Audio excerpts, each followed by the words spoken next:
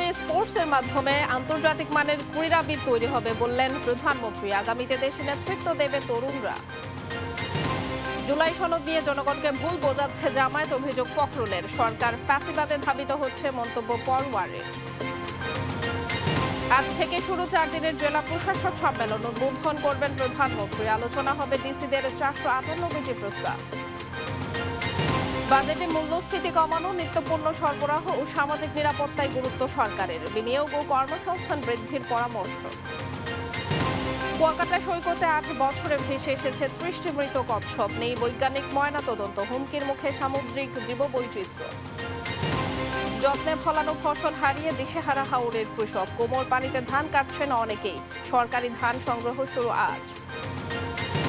এবং যে কোনো সময় হামলা করবে যুক্তরাষ্ট্র ইসরায়েল, আশঙ্কা ইরানের। যুদ্ধ বন্ধে ওয়াশিংটনকে 14 দফা শান্তি পরিকল্পনা তেহরানের। এই অবস্থায় পড়তে না চাইলে ব্যবহার করুন Rainbow damp protector. Elastomeric emulsion থাকায় দেয়াল থাকে damp proof Rainbow paints, colour of joy. সংবাদ সকালে দেখছিলেন সুপার বোর্ড সংবাদ শিরোনাম, সঙ্গে আছে শফিউর রহমান। এবার বিস্তারিত। শিশু কিশোরদের লেখাপড়ার পাশাপাশি খেলাধুলায় বিশ্ব দরবারে দেশের প্রতিনিধিত্ব করার প্রস্তুতি নেওয়ার আহ্বান জানালেন প্রধানমন্ত্রী তারেক রহমান।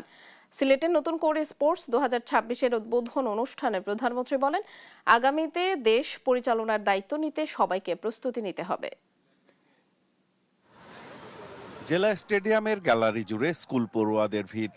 শুরু হচ্ছে 12 থেকে 14 বছর বয়সীদের স্বপ্ন পূরণের নতুন অধ্যায়। ফুটবল, ক্রিকেট, কাবাডি, অ্যাথলেটিক্স সহ 8টি ইভেন্টে শুরু হলো প্রতিভা অন্বেষণ। এর মধ্য দিয়ে গড়ে উঠবে আগামীর ক্রীড়াবিদ, বিকশিত হবে তারুণ্যের সম্ভাবনা।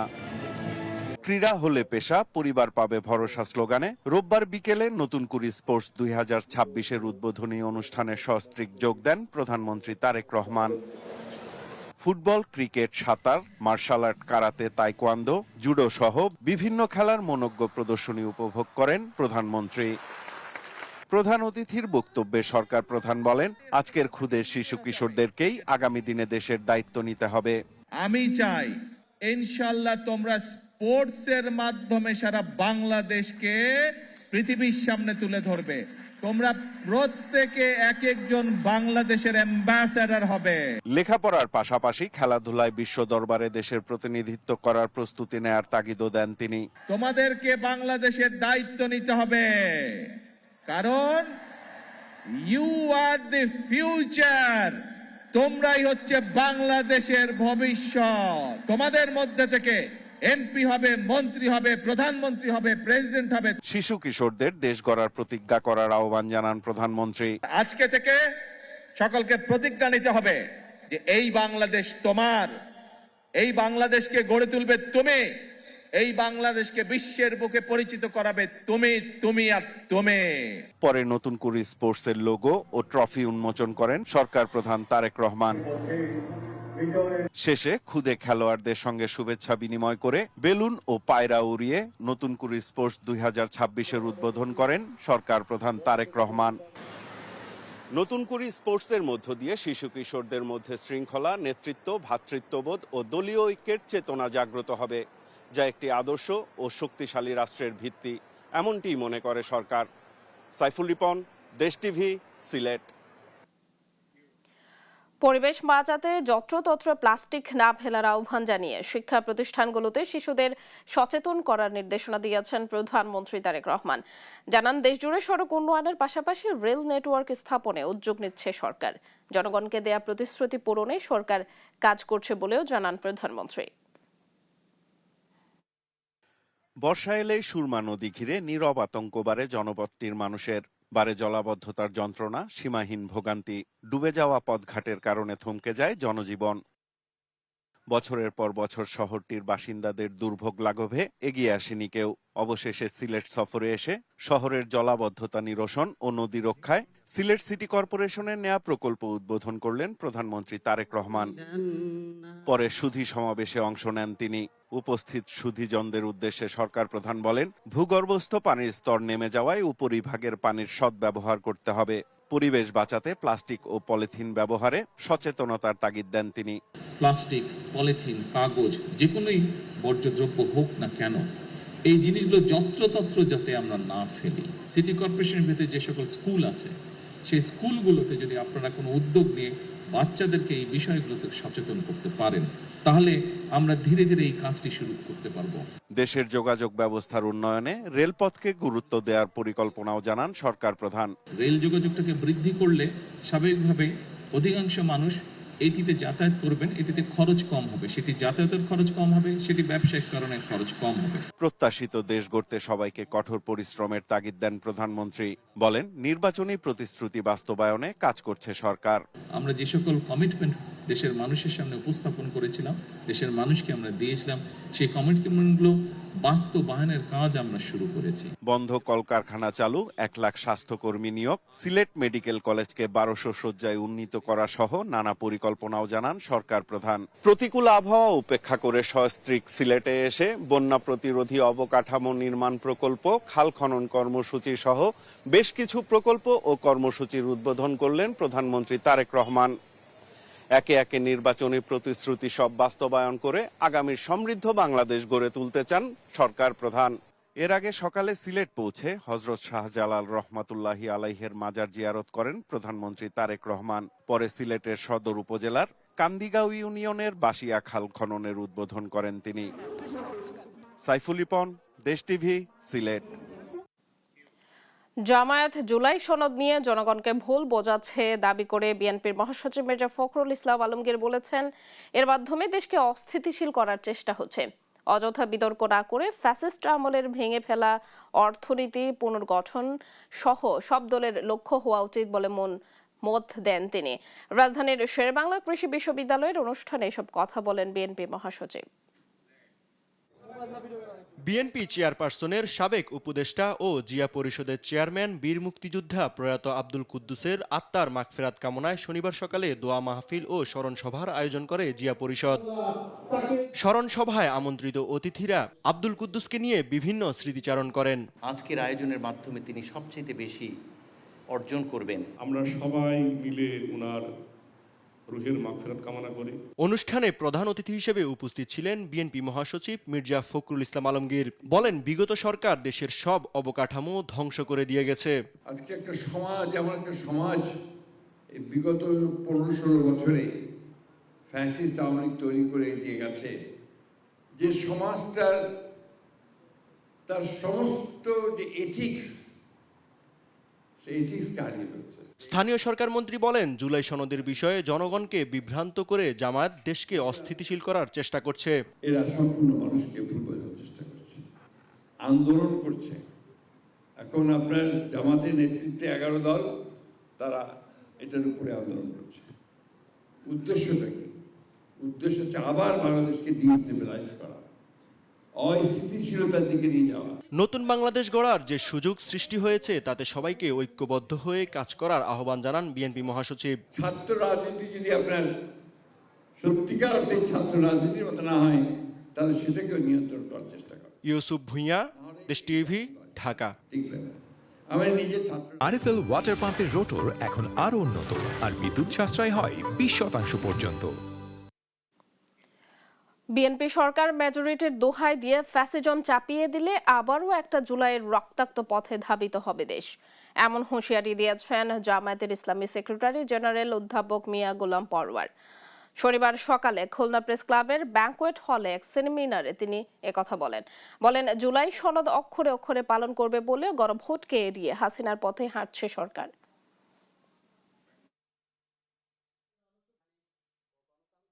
5 কোটি মানুষ বলছে যে বিএনপির এই 10টা নোট অফ ডিসেন্ট খারিজ, আর আপনি পার্লামেন্টে ডেলিগেটেড পাওয়ার নিয়ে বলবেন যে না এটা মানতে হবে।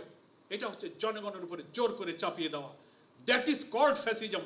এটাকেই বলে কর্তৃত্ববাদী শাসন।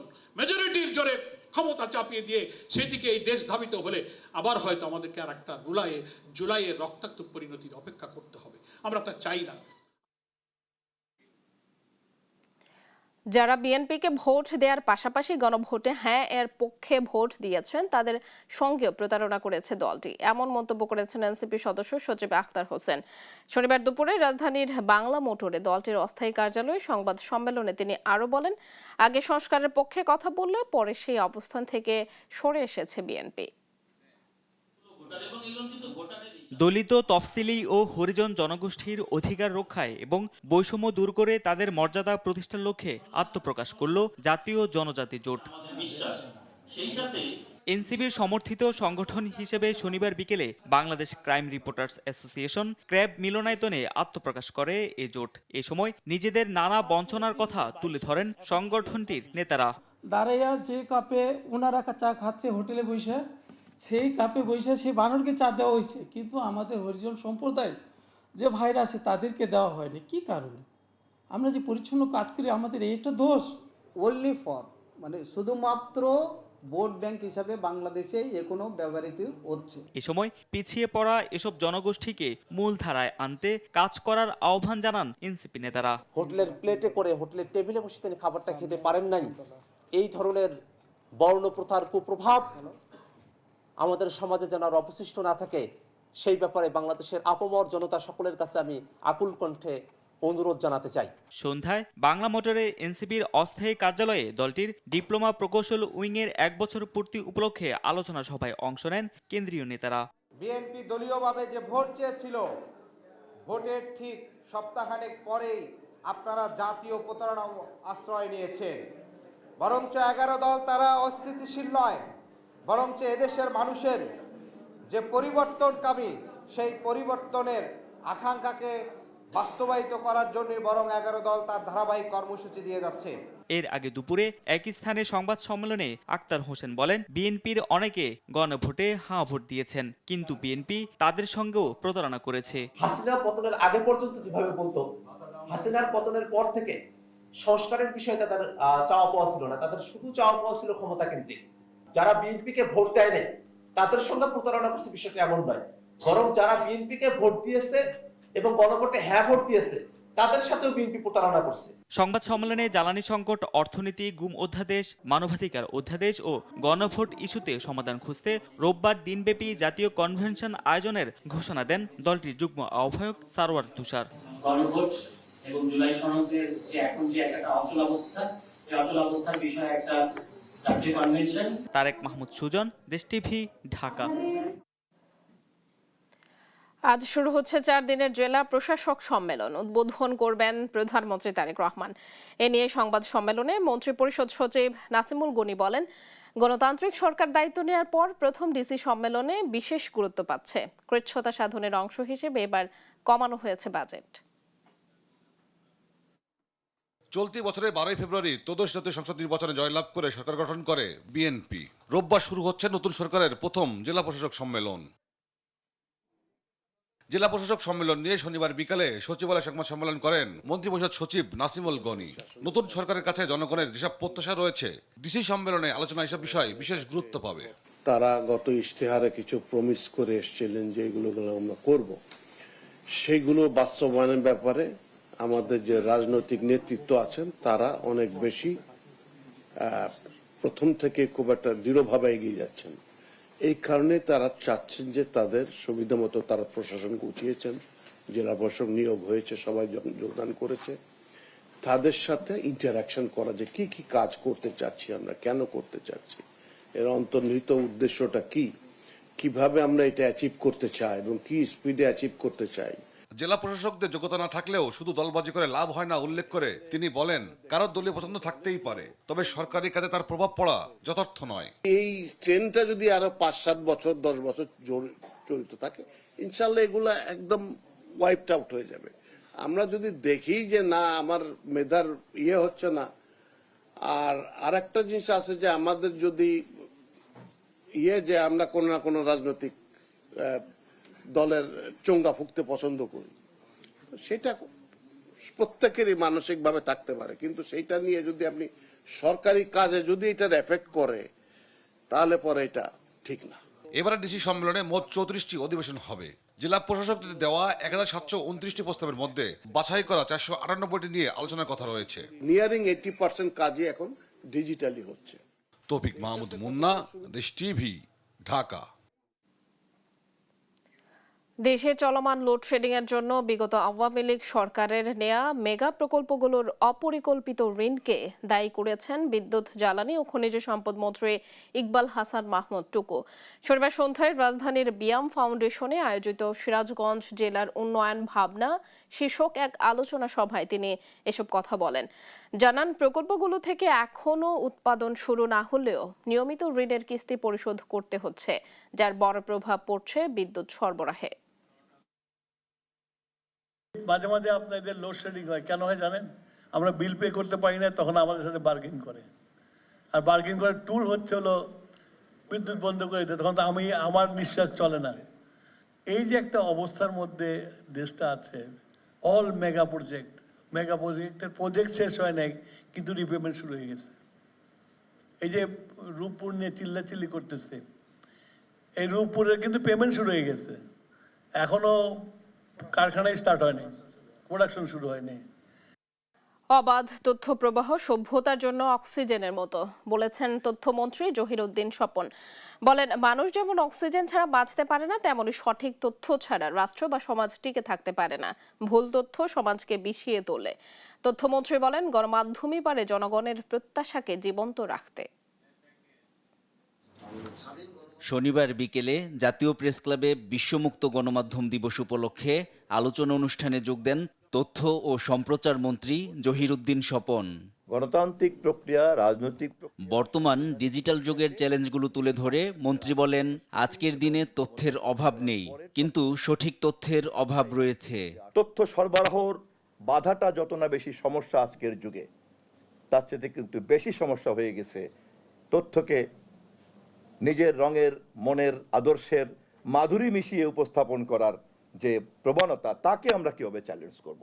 তথ্যমন্ত্রী বলেন, স্বাধীন গণমাধ্যম প্রতিষ্ঠা করা এ সরকারের অন্যতম প্রতিশ্রুতি, কিন্তু এর প্রধান চ্যালেঞ্জ হলো স্টেক হোল্ডারদের এক জায়গায় নিয়ে আসা। আমাদের জন্য এখন প্রধান চ্যালেঞ্জ হয়ে দাঁড়িয়েছে মুক্ত গণমাধ্যম প্রতিষ্ঠা করার জন্যই, দায়িত্বশীল গণমাধ্যম প্রতিষ্ঠা করার জন্যই স্টেক হোল্ডারদেরকে এক জায়গায় জড়ো করা। স্বাধীন গণমাধ্যম প্রতিষ্ঠা করা আমাদের প্রধানমন্ত্রীর প্রতিশ্রুতি, আমাদের সরকারের প্রতিশ্রুতি, আমরা সেটা করব। অনুষ্ঠানে জাতীয় প্রেস ক্লাব ও ডিউজের সাংবাদিক নেতারা উপস্থিত ছিলেন। NI নাহিদ, দেশ টিভি, ঢাকা। আসন্ন বাজেটে জনস্বস্তি ও অর্থনৈতিক প্রবৃদ্ধির মধ্যে ভারসাম্য আনার বড় চ্যালেঞ্জের মুখে সরকার। মূল্যস্ফীতি নিয়ন্ত্রণ, নিত্যপণ্যের সরবরাহ স্বাভাবিক রাখা এবং সামাজিক নিরাপত্তায় গুরুত্ব দেওয়ার কথা বলছে সরকার। তবে জীবনযাত্রার মান ও চাহিদা মেটানোর দাবি সাধারণ মানুষের। বৈশ্বিক অর্থনৈতিক চাপ ও অভ্যন্তরীণ বাজার পরিস্থিতির প্রেক্ষাপটে সরকারকে দেখে শুনে ব্যবস্থা নেওয়ার পরামর্শ দিয়েছেন সংশ্লিষ্টরা। আলভির রায়হানের রিপোর্ট। আসন্ন 2026-27 অর্থ বছরের বাজেট ঘিরে নতুন সরকারের কাছে সাধারণ মানুষের প্রত্যাশা তুঙ্গে। বিশেষ করে মধ্যবিত্ত, বেতনভোগী কৃষকদের মধ্যে বাজেট ঘিরে রয়েছে ব্যাপক প্রত্যাশা। শিক্ষা খাত, চিকিৎসা খাত, এই দুইটা খাতে আর হচ্ছে আপনার প্রযুক্তি খাতে, এই তিনটা খাতে একটু বেশি মনোযোগ দিলে ভালো হবে আর কি। প্রত্যেকটা জিনিসের যে দাম বেড়ে যাচ্ছে, এটা যদি আসলে একটু কঠোর হচ্ছে সরকার করতে পারে, সব কিছু থেকে আমরা একটু পাবো। সাধারণ যারা দিন মজুর, যারা দিন এনে দিন খায়, এরা ভালোভাবে ভালো পরিবেশে চলতে পারে, এটাই চাই। বাজেটের জন্য আঙ্গুর কৃষকের যে নেলানি চোখ তুলে চাইকে দে যে আমরা আসি। তবে সাধারণ মানুষের চাওয়া শুধু নীতি ঘোষণা নয়, বাস্তবে যেন কমে জীবনযাত্রার ব্যয়, নিত্যপণ্যের দাম, বাসা ভাড়া, চিকিৎসা ও শিক্ষার খরচ সব মিলিয়ে স্বস্তি চায় তারা।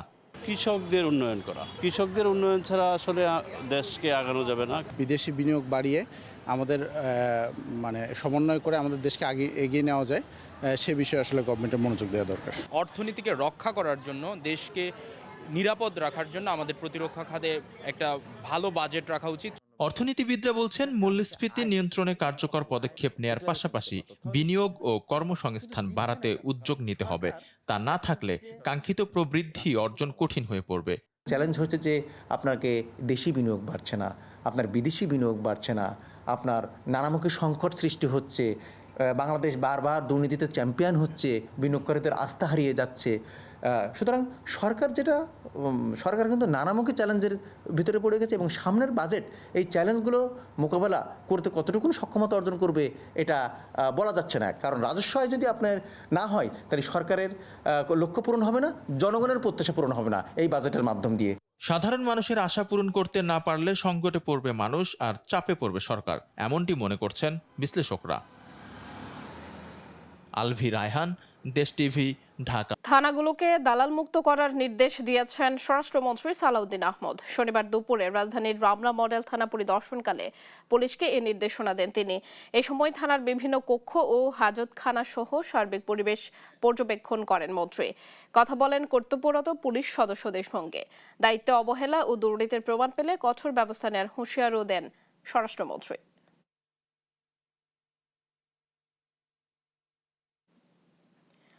5 লাখ টাকার চুক্তিতে আগুন লাগানো হয়েছিল প্রাথমিক শিক্ষা অধিদপ্তরের এক ঘটনায় 3 জনকে গ্রেপ্তার করেছে পুলিশ। শনিবার সন্ধ্যায় ডিএমপির মিডিয়া সেন্টারে আয়োজিত সংবাদ সম্মেলনে মিরপুর বিভাগের উপপুলিশ কমিশনার মোহাম্মদ মোস্তাক সরকার জানান, কার্যালয়ের নিজস্ব কর্মকর্তারা এই ঘটনার সঙ্গে জড়িত। অধিদপ্তরের স্টোর কিপার আসমাউল ইসলাম বোরকা পরে ভোরে আগুন দেয় স্টোর রুমে।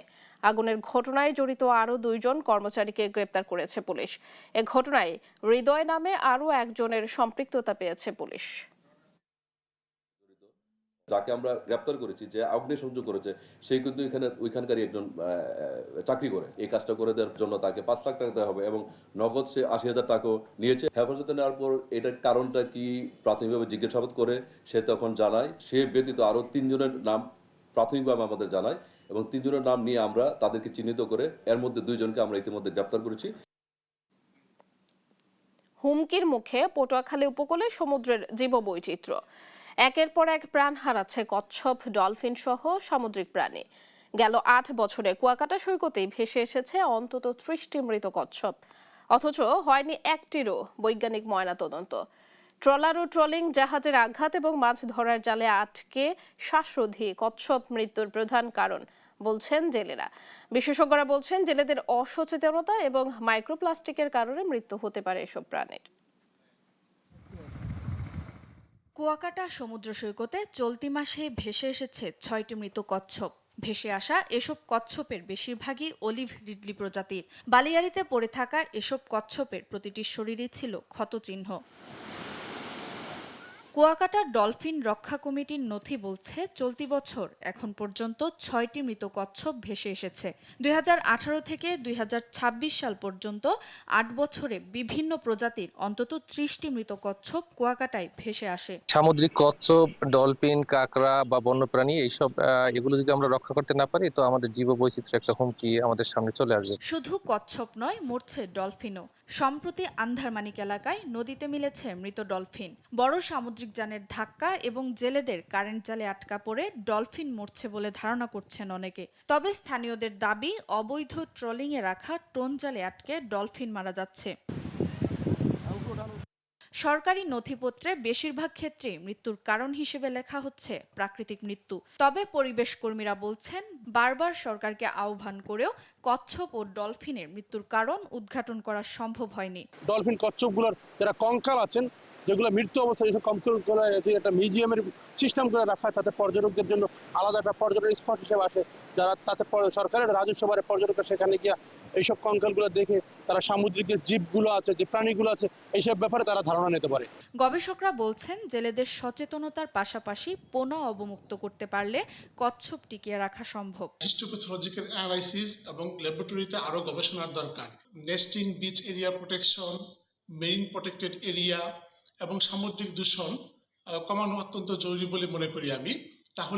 তাহলে এই কচ্ছপের পপুলেশনকে বৃদ্ধি করা যাবে। জেলা মৎস্য অধিদপ্তর বলছে, জীববৈচিত্র্য রক্ষায় গবেষণা প্রতিষ্ঠানগুলোকে সামুদ্রিক প্রাণীর মৃত্যুর কারণ অনুসন্ধানে এগিয়ে আসতে হবে। গবেষণার মাধ্যমে আমাদের জানতে হবে যে আসলে কি কারণে কচ্ছপ বা এই জাতীয় অন্যান্য জলজ প্রাণী মারা যাচ্ছে। কারণ অনুসন্ধানের পরে সরকার আমাদেরকে যে নির্দেশনা দেবে সেই নির্দেশনার মোতাবেক আমরা পরবর্তী প্রয়োজনীয় পদক্ষেপ গ্রহণ করব। সাম্প্রতিক গবেষণায় দেখা গেছে উপকূলীয় সমুদ্রের পানিতে শনাক্ত হয়েছে 179 ধরনের মাইক্রোপ্লাস্টিক। তাই জরুরি ভিত্তিতে কচ্ছপের নিরাপদ অভয়ারণ্য গড়ে না তুললে সাম্প্রতিক প্রাণীর অস্তিত্বই হুমকিতে পড়বে বলে আশঙ্কা গবেষকদের। সুপ্রিয়া তৃষা, নিউজ ডেস্ক, দেশ টিভি। তীব্র গরমে চট্টগ্রামের বিভিন্ন হাসপাতালে বাড়ছে শিশু রোগীর চাপ। জ্বর, সর্দি, ডায়রিয়া, নিউমোনিয়া, হিট স্ট্রোক ও অ্যালার্জি সহ নানা রোগে আক্রান্ত হয়ে প্রতিদিনই হাসপাতালে ভর্তি হচ্ছে অসংখ্য শিশু। গেল 38 দিনে হামের উপসর্গ ও নিউমোনিয়ায় আক্রান্ত হয়ে চট্টগ্রাম মেডিকেলে মারা গেছে 38 শিশু। এর মধ্যে নার্স ও চিকিৎসক সহ সংকটে রোগীর চাপ সামাল দিতে হিমশিম হাসপাতাল কর্তৃপক্ষ। হাসপাতালের বেডে জায়গা না থাকলেও থেমে নেই রোগীর স্রোত। চট্টগ্রাম মেডিকেল কলেজ হাসপাতালে প্রতিদিনই বাড়ছে শিশু রোগীর সংখ্যা। প্রতিটি বেডে চিকিৎসা নিচ্ছে 2 থেকে 3 জন শিশু রোগী। চট্টগ্রাম মেডিকেলে শিশু বিভাগের 2টি ওয়ার্ডে 150 শয্যার বিপরীতে রোগী ভর্তি আছে 342 জন, যাদের বেশিরভাগ নিউমোনিয়া, ডায়রিয়া ও শ্বাসকষ্টে আক্রান্ত। এছাড়া হাম বিভাগে 50 শয্যার বিপরীতে রোগী আছে 100 জন। শয্যার তুলনায় কয়েক গুণ বেশি রোগী ভর্তি হওয়ায় তৈরি হয়েছে বাড়তি চাপ। গরমজনিত অসুস্থতা, হাম ও নিউমোনিয়ায় আক্রান্ত শিশুদের চিকিৎসা নিয়ে ক্ষোভ জানান রোগীর স্বজনরা। এক বেডে আমরা 2 জন থেকে 3 জন থাকতে হচ্ছে, ওই ক্ষেত্রে আমাদের একটু সমস্যা হচ্ছে। কিছুদিন হয়তো আল্লাহ হয়তো রাখলে বাঁচত, কিন্তু আইসিইউ পাচ্ছে না। ও নাকে অক্সিজেন, এক নাকে অক্সিজেন, 2 নাকে অক্সিজেন কোনো রকম দিয়ে এভাবে বেশিরভাগ রোগী মারা যাইতেছে। হামের রোগী আর নিউমোনিয়ার রোগী দুটা একসাথে রাখা হচ্ছে, তার কারণে আমরা বাড়িতে গিয়ে আবার হামেরও ওরকম রোগী নিয়ে আবার চলে আসে। হাম ও নিউমোনিয়া একসঙ্গে হয় রোগীর শারীরিক অবস্থার দ্রুত অবনতি হচ্ছে।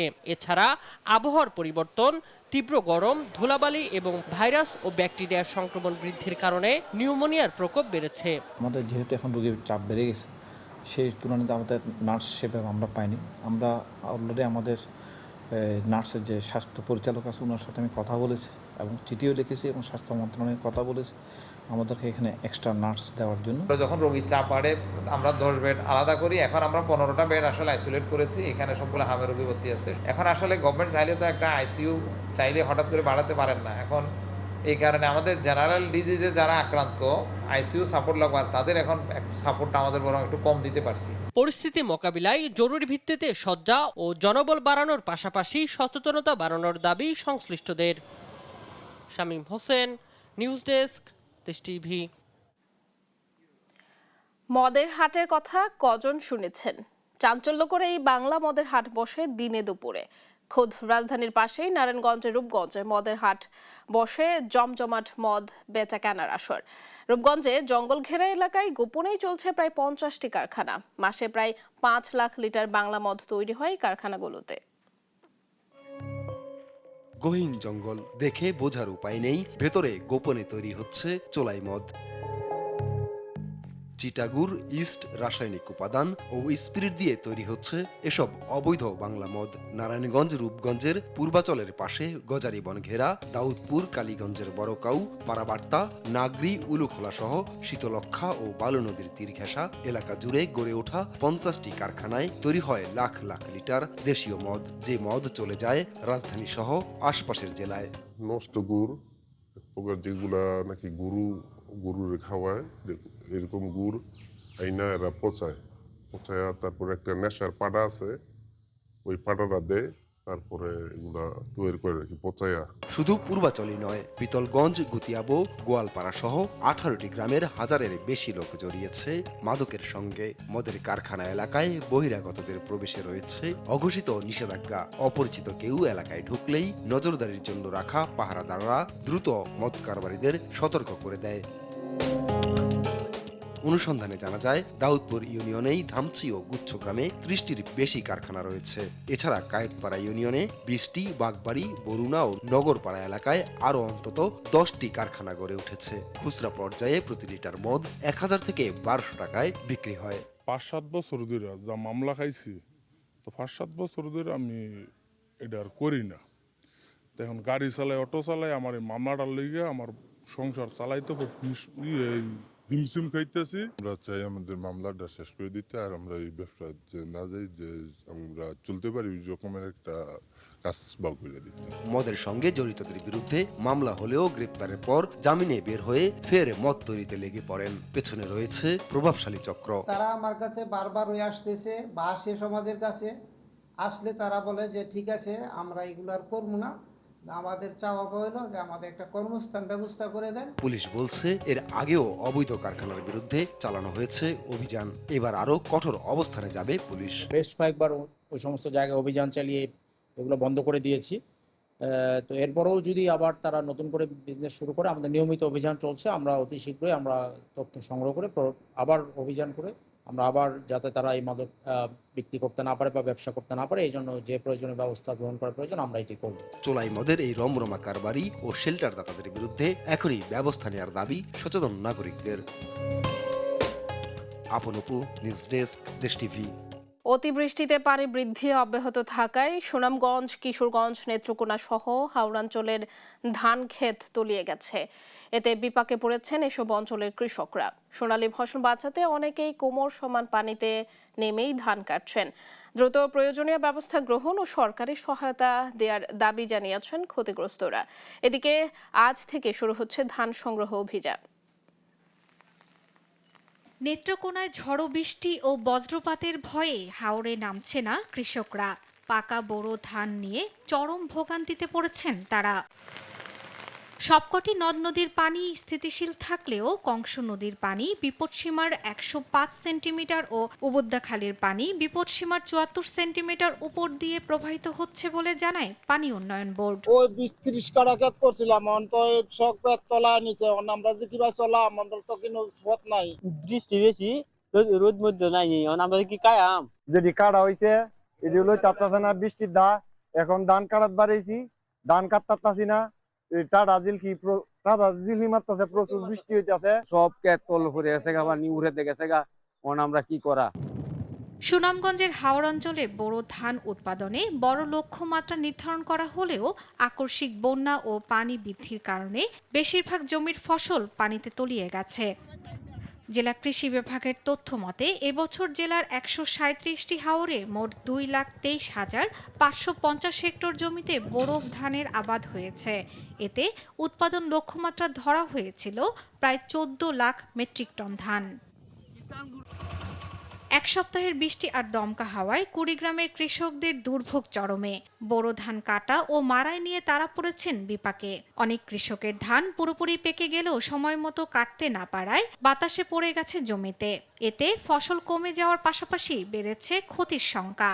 5-7 দিন থেকে ধান এইরকম রয়েছে, ধানের গাছ অন্যরকম হয়ে গেছে, ধান খাওয়াও যাবে না, ওই ধান মনে হয় ফেলে দেওয়া লাগবে। কাটতে 3-4 দিন হয়, এখন বৃষ্টির কারণে ধান ডাঙাইতে পারতেছি না, ধান এখন পচে গেছে। এই ধান রাখবো না রাখবো চিনতে পারছি না, অস্থির হয়ে গেছি। আবহাওয়া অনুকূলে না থাকলে এবার বড় ধরনের ক্ষতির মুখে পড়বে কৃষকরা। দ্রুত সরকারি সহায়তা ও প্রয়োজনীয় ব্যবস্থা নেয়ার দাবি ক্ষতিগ্রস্ত চাষিদের। শর্মিলা কেয়া, নিউজ ডেস্ক, দেশ টিভি। খরচ বাঁচে 65% পর্যন্ত। ওয়ালটন বিএলডিসি ফ্যান ছড়ায় স্বস্তির সবুজ হাওয়া। নতুন করে কোনো শীর্ষ সন্ত্রাসী তৈরি হচ্ছে না বলে দাবি করেছেন ডিএমপি কমিশনার মোহাম্মদ সরওয়ার। শনিবার দুপুরে কারওয়ান বাজারে এক অনুষ্ঠানে তিনি বলেন, সাবেকদের নাম ভাঙিয়ে কিছু চক্র অস্থিতিশীলতার চেষ্টা করছে। র্যাব জানিয়েছে জামিনে মুক্ত সন্ত্রাসীদের কঠোর নজরদারিতে রাখা হয়েছে। এদিকে সংবাদ সম্মেলন করেছে নিহত শীর্ষ সন্ত্রাসী টিটনের পরিবার। 28 এপ্রিল রাজধানীর নিউ মার্কেট এলাকায় তালিকাভুক্ত শীর্ষ সন্ত্রাসী টিটনকে গুলি করে হত্যা করা হয়। তার পরিবারের পক্ষ থেকে দাবি করা হয় হত্যার সঙ্গে জড়িত আরেক শীর্ষ সন্ত্রাসী বিচ্ছি হেলাল, কিন্তু বিচ্ছি হেলাল তা অস্বীকার করে। অবশ্যই আমি জড়িত না, চ্যালেঞ্জ দিয়ে বললাম এটার সাথে ইমনের ওয়াইফ এবং তার বাহিনী জড়িত এই ঘটনার সাথে। শনিবার ক্রাইম রিপোর্টার্স অ্যাসোসিয়েশন বাংলাদেশ ক্রাবে সংবাদ সম্মেলন করে টিটনের পরিবার।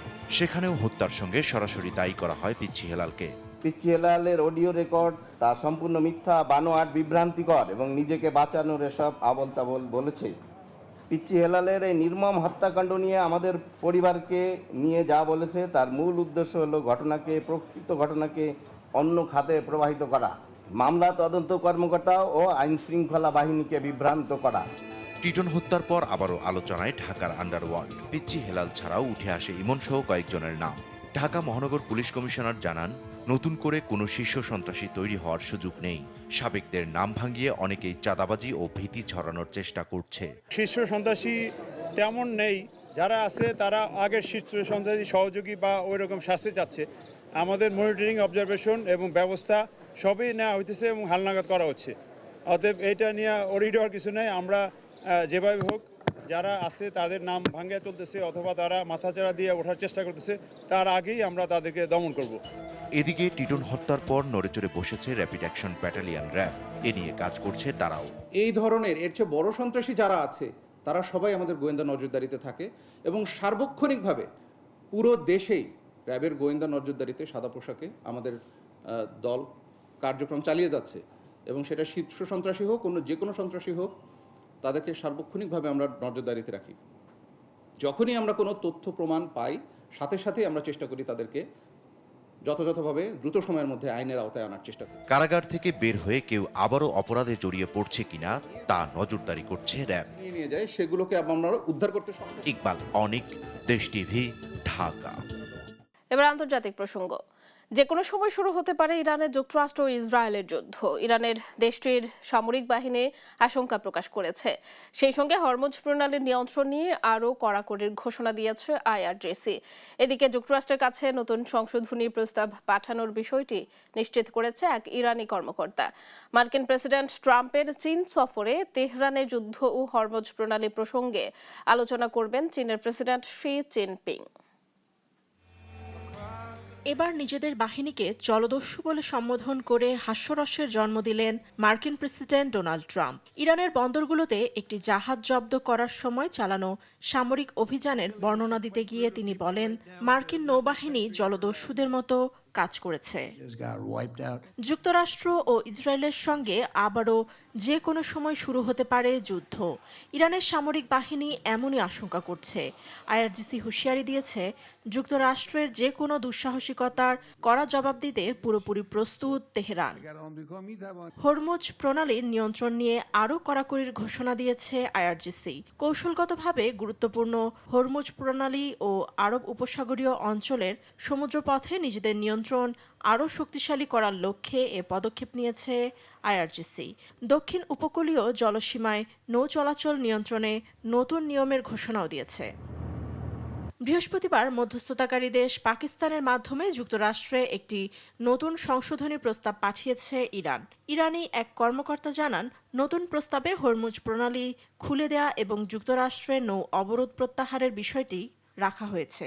এছাড়াও পরমাণু ইস্যু নিয়ে পরবর্তী বৈঠকে আলোচনার বিষয়ও অন্তর্ভুক্ত আছে। তবে শর্ত হিসেবে আছে যুক্তরাষ্ট্রের কাছে যুদ্ধ বন্ধের গ্যারান্টি।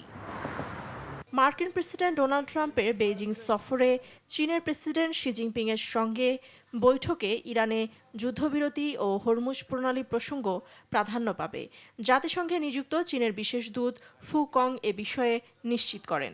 14 মে দুদিনের সফরে বেইজিংয়ে পৌঁছাবেন Trump. Fatema Tasnim, news desk, দেশ টিভি। সমুদ্রপথে মার্কিন অবরোধের মুখে থাকা ইরানকে এবার নিজেদের স্থলপথ খুলে দিল পাকিস্তান। দেশটির সীমান্ত হয়ে সহজেই পণ্য পরিবহন সুবিধা পাবে তেহরান। বিষয়টিকে ইরানের অর্থনীতির জন্য বড় ধরনের স্বস্তি হিসেবে দেখছে বিশ্ব। তবে এমন সিদ্ধান্ত যুক্তরাষ্ট্রের সঙ্গে পাকিস্তানের সম্পর্কে ফাটল ধরাবে কিনা তা নিয়ে প্রশ্ন দেখা দিয়েছে। একদিকে যখন মার্কিন অবরোধে ইরানের সমুদ্রপথ অচল হয়ে পড়েছে, অন্যদিকে ইরানকে নিজেদের বাণিজ্য করিডোর খুলে দিল পাকিস্তান। এখন থেকে স্থলপথে পাকিস্তানের বর্ডার দিয়ে পণ্য সামগ্রী নিজেদের দেশে আমদানি রপ্তানি করতে পারবে ইরান। বৈশ্বিক অর্থনৈতিক অস্থিরতার মধ্যে পাকিস্তানের এমন সিদ্ধান্তকে সময় উপযোগী হিসেবেই দেখছেন বিশ্লেষকরা। পাকিস্তানের বাণিজ্য মন্ত্রণালয়ের জারি করা transit of goods through territory of Pakistan order 2026 অনুযায়ী দেশটির দক্ষিণ পশ্চিমাঞ্চল দিয়ে 6টি ট্রানজিট রুট নির্ধারণ করা হয়েছে। এসব রুট গোয়াদর বন্দর, করাচি বন্দর এবং পোর্ট কাসিম থেকে ইরানের সীমান্তবর্তী গাবত ও তাফতান পর্যন্ত যোগাযোগ সচল রাখবে। এর ফলে সমুদ্রপথে আরোপিত অবরোধ এড়িয়ে স্থলপথে বাণিজ্য করতে পারবে ইরান। এমন সিদ্ধান্তের পেছনে ইরানের উপর মার্কিন অবরোধকেই প্রধান হিসেবে দেখছেন বিশ্লেষকরা। যুক্তরাষ্ট্রের অবরোধ ইরানের জাহাজ চলাচলকে সীমিত করে দিয়েছে। এতে ইরানগামী 3000-এর বেশি কন্টেইনার আটকা পড়েছে পাকিস্তানের করাচি বন্দরে। নতুন করিডোর চালু হলে এসব পণ্য স্থলপথে ইরানে পাঠানো সহজ হবে। অর্থনৈতিক দিক দিয়েও পাকিস্তানের জন্য এই সিদ্ধান্ত অত্যন্ত গুরুত্বপূর্ণ। আফগানিস্তানের সঙ্গে সংঘাত, ভারতের সঙ্গে সম্পর্কের টানাপোড়েনে দেশটির উত্তর পূর্ব সীমান্ত প্রায় অচল। এমন পরিস্থিতিতে এশিয়ার বাজারে প্রবেশের জন্য ইরানই পাকিস্তানের একমাত্র কার্যকর স্থলপথ। তাই এই করিডোর চালু করা ইসলামাবাদের জন্য অর্থনৈতিক প্রয়োজনও। তবে পাকিস্তানের সিদ্ধান্ত নেওয়ার আগে ওয়াশিংটনের সঙ্গে আনুষ্ঠানিক কোনো আলোচনা করেনি, এমনটাই উঠে এসেছে আল জাজিরার এক প্রতিবেদনে। যদিও বিষয়টি সম্পর্কে অবগত থাকার কথা জানিয়েছেন মার্কিন প্রেসিডেন্ট ডোনাল্ড ট্রাম্প, তবে আনুষ্ঠানিকভাবে কোনো মন্তব্য করেনি যুক্তরাষ্ট্র। ফলে ভবিষ্যতে এই করিডোর মার্কিন নিষেধাজ্ঞার আওতায় পড়তে পারে এমন আশঙ্কাও উড়িয়ে দেওয়া যাচ্ছে না। এদিকে ঝুঁকি এখানেই শেষ নয়। ইরানগামী তৃতীয় দেশের পণ্য যথাযথভাবে যাচাই না করা হলে পাকিস্তানের ব্যাংকিং খাত আন্তর্জাতিক নিষেধাজ্ঞার মুখে পড়তে পারে, বিশেষ করে যদি কোনো লেনদেন মার্কিন নিষেধাজ্ঞাভুক্ত ব্যক্তি বা প্রতিষ্ঠানের সঙ্গে যুক্ত হয়, তবে দেশটির আর্থিক প্রতিষ্ঠানগুলোও বৈশ্বিক ব্যাংকিং ব্যবস্থায় সমস্যায় পড়তে পারে। তনিমা ইসলাম, নিউজ ডেস্ক, দেশ টিভি। এবার খেলার খবর। স্প্যানিশ লা লিগায় ওসাসুনাকে 2-1 গোলে হারিয়েছে বার্সেলোনা। ইংলিশ প্রিমিয়ার লিগে ফুলহ্যামকে 3-0 গোলে হারিয়েছে আর্সেনাল। এ জয়ে লিগ শিরোপা জয়ের পথে এগিয়ে গেল 2 দল। ওসাসুনার মাঠে